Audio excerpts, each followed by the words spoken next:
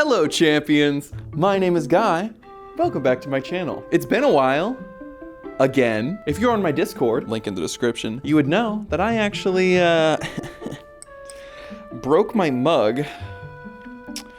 So I've been pretty upset about that. Today, I'm gonna be talking about the power of a media franchise. Specifically, how a media franchise can create really powerful musical moments. I know we have a lot of franchise fatigue, and rightfully so. I wanted to talk about how in the hands of artists, these media franchises can create incredibly powerful moments spanning real life decades using the power of music. Of course, other things too, but today I'm talking about music, so shut up. Of course, some of the things I'm gonna talk about today would not exist without the labor of our writers and actors. If you agree with that statement, which it would be weird to disagree with, make sure that you support the writers and actors strike that's going on right now. If you're interested in learning more, just enter the link right below me, and that'll take you to some good resources. So given that it's the most recent thing on my list, and honestly what a lot of you guys have now subscribed to me for, thank you by the way, oh my god, Legend of Zelda, Tears of the Kingdom. I want you to imagine a child. This child recently borrowed a video game from his aunt. The video game being The Legend of Zelda: The Wind Waker. And this child, in a quest to save his sister from the clutches of evil, this child approaches the island of Dragon Roost where the Rito live. As you step foot on the warm sands of this island, a very, very iconic song to any Zelda fan begins to play.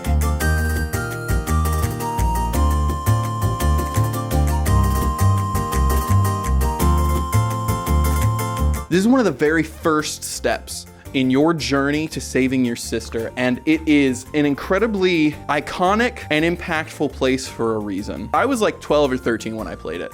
Jump forward 10 years, I'm 24 now, and I'm playing the newest Zelda game, Legend of Zelda: Tears of the Kingdom. And where's the first place you're directed to? You are directed to Rito Village, a place that is now a desolate, frozen wasteland. What do you hear in this village?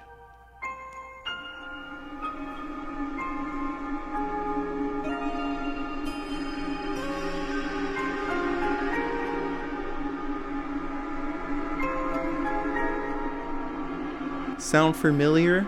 That was rude, I'm sorry. That's right, it's the same motif that's playing for Dragon Roost Island. Mostly because this is the Rito Village and Dragon Roost was the home of the Rito. But it does something a little bit more powerful than that. This is the start of your new journey. And it is invoking the feeling that you had when you were a child and twisting it on its head. This is the start of your journey. And it's bad. This joyful tune that marked the start of adventure when you were a child now marks the start of tragedy. But as you continue, you make your way up to that big old boat in the sky, you complete the dungeon, you get to the boss, motherfucking Colgera. And when you get to that final stage of Colgera, what do you hear?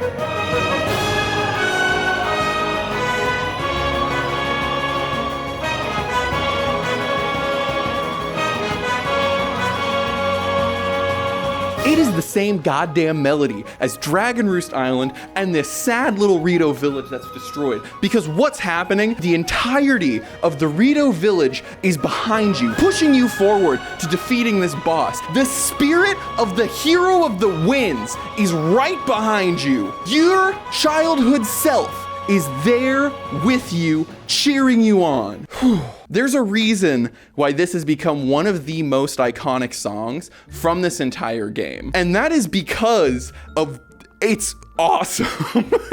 There's a story behind it, both personal and in the game. And once you defeat it and you get back to Rito Village and the same song kicks in, but it's cheery, it's upbeat, it reminds you of what you have been through both as a person and as Link of the motherfucking Wild. Do you understand what I mean? This is what I'm talking about when I'm talking about how impactful the music of a franchise could be. Because it's one thing, if this was a standalone game and you go to Rito Village, you hear this sad song, and you see this Colgera boss fight, and it's a transformation of that same song, that's good. that is good because you have a continuous motif going all the way through. But when it is pulling from the experiences of your childhood, from the thoughts of the start of an adventure, that brings it to the next level. Jesus Christ, that got passionate. I'll get into this a little bit more later. There is a difference between pulling back an old familiar melody for some cheap nostalgia points and using said melody to elevate the piece, both through your experience as a real person and your experience in the game. This wasn't the only moment from Tears of the Kingdom that stood out to me musically. In fact, it wasn't even the first. The first moment that stood out to me actually happened before the game even came out, specifically the third trailer. If you're in the Zelda community, you know there was a lot of worries around this game. It's using the same overworld. Oh, is it gonna feel stale? It's the same Link, barely, like not even that long after the first game. We went through this whole really good journey in Breath of the Wild, and now it feels like they're duplicating it for Tears of the Kingdom. During the trailers and during the pre-release content, there was this nagging fear in the back of my mind that this game was gonna be the first Zelda game that I was not gonna love. First trailer comes out, oh, there's this weird, like almost like ambient music that's like, you know, it's neat, it's different. It's not giving Zelda. Second trailer came out, same thing. The game looks beautiful, but it's like, it looks like Breath of the Wild. And then the third trailer came out. Gentle music. As we pan over these islands in the sky, you see things happening in the background. Beautiful scenery, sunset or sunrise, hard to tell. Who do we see? Link. He falls from the sky as the music builds and builds and builds, and then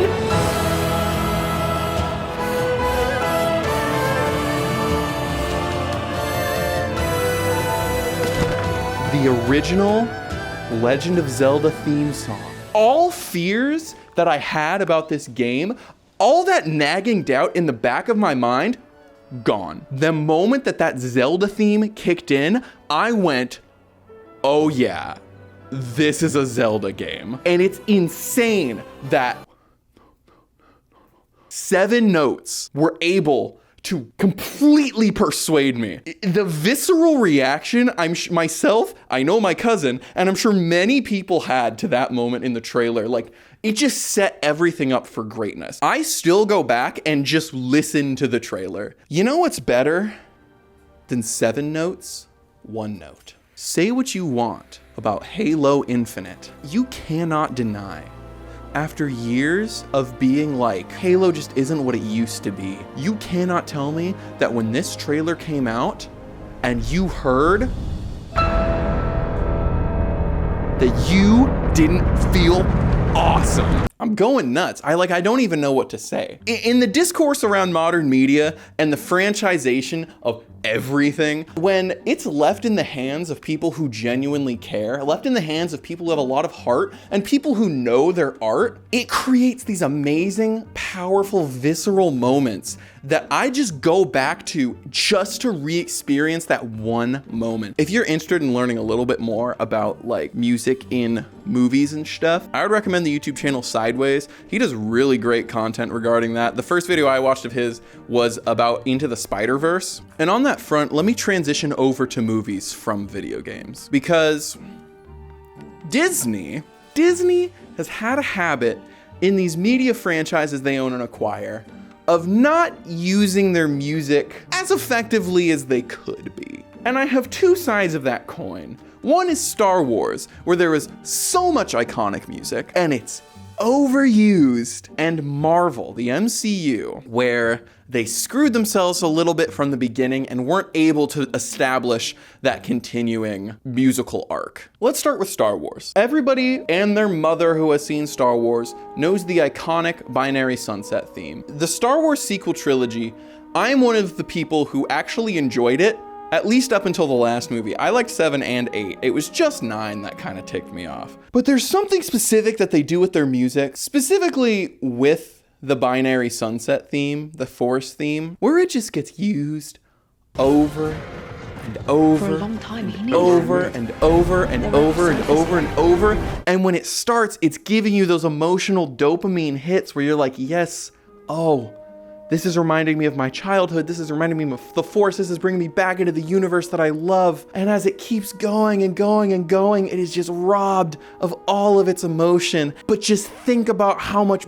better it could have been. How much more powerful it could have been if it just hits you. And it's indicative of the will of the Force. And it's not just something Force related or something from the original trilogy is happening. Here's the Force theme. It could have been amazing. And I'm somebody who really liked the 7 and 8. If you had to make a 7, 8, and 9, Disney, why didn't you just really put all your effort into it?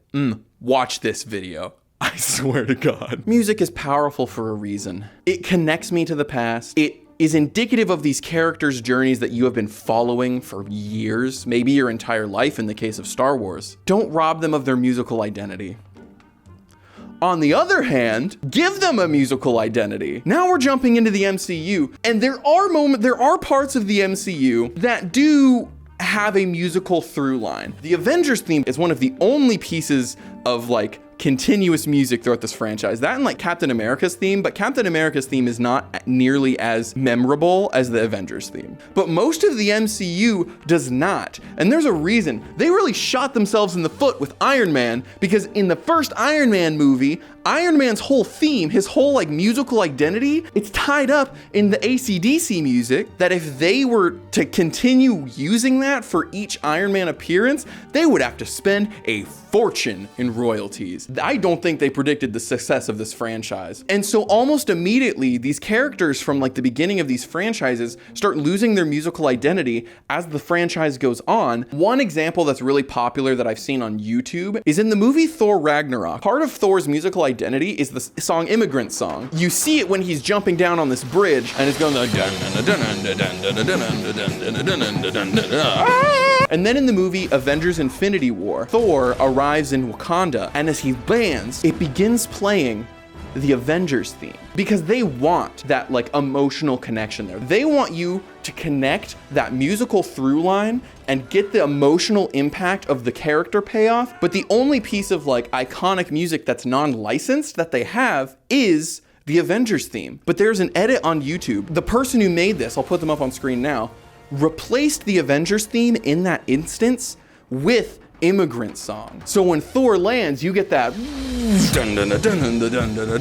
the payoff of that is so much more palpable than the Avengers theme. Because not all the Avengers were in Wakanda, mind you. Because the Avengers theme on its own was already like, yes, the Avengers are back, right? But Immigrant Song, something that's specific to Thor, when Thor is the one arriving, changing the course of the battle, they were losing, Thor arrives, why not have the might of Thor backing that up? I know why. Licensing fees. But if you didn't have to worry about that creatively, that's the choice I would have gone with. So anyway, that was just a fun little video. It's just something that I think is such an interesting topic. If you're a storyteller, please do not discount the power of music. Music is so incredibly important to the point where in the D&D campaign that I DM, something that is improv, I have a playlist specifically with songs that I have denoted as my players' themes, like their characters' themes, that if something important to their character arc is happening, I'll switch the music to one of those songs just to try to get that musical connection. If you like this video, go ahead and leave a like. Go ahead and hit the subscribe button and you'll get a pizza. This is so much harder on a green screen. This freaking big, baby. And I'll see you in the next one.